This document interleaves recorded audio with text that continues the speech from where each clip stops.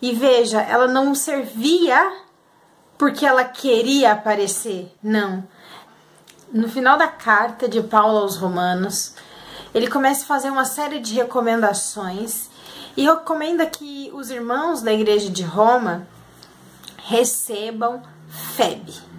Ela é uma serva que tem sido muito útil. A palavra serva aqui não é no sentido de servir, de validade, de valor, mas é serva no sentido de serviço, de fazer, né? E útil não é no sentido de prestar, né? De ser valorável, ter valor, mas no sentido de agir, né? De ser prestativo.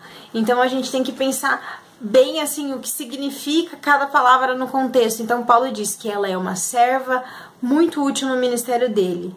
Mas essa não é a fala mais interessante. A fala mais interessante que Paulo fala a respeito dela é que ela é uma pessoa digna de honra. Que ele fala para a igreja de Roma que eles a recebam como uma pessoa digna de honra. Meus queridos, pensa que testemunho lindo alguém falar isso pra você, que você seja recebido, né, como uma pessoa digna de honra. Como se recebe uma pessoa digna de honra? Se recebe com todo glamour, com toda pompa, com toda reverência, com toda prestatividade, né? E é isso que Paulo fala pra igreja.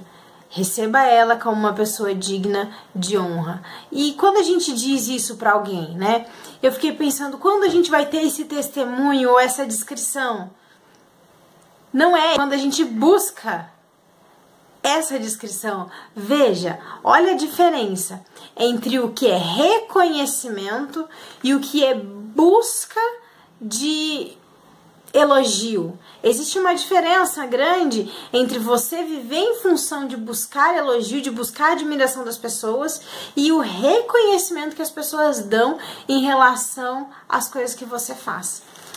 Quando alguém vive em função de agradar os outros, é notório que a pessoa se torna uma pessoa que perde as suas próprias características, está sempre se modificando de acordo com o que um ou outro diz, né, de acordo com a opinião do outro.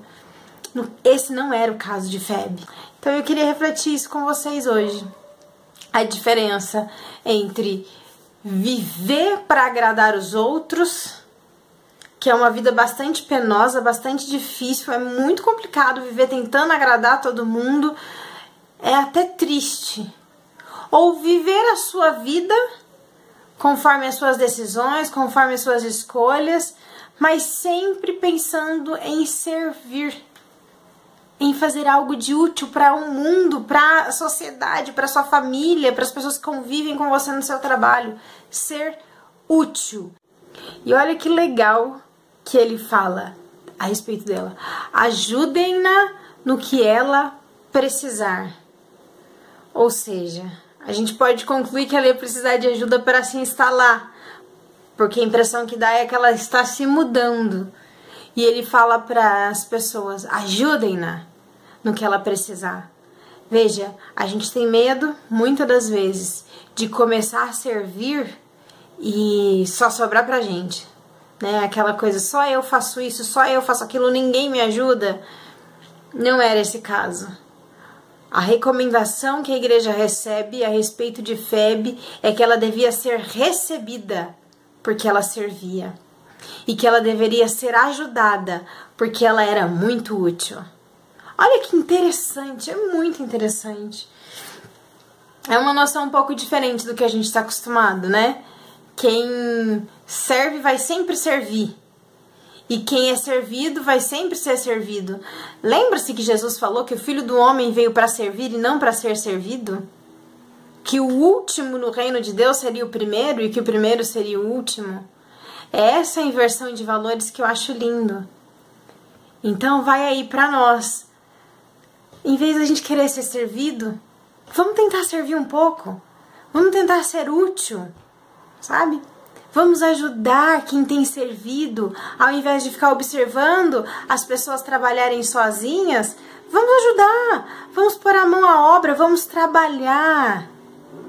Essa é a ideia. Vamos parar de esperar que tudo venha de uma maneira tranquila e fácil até nós.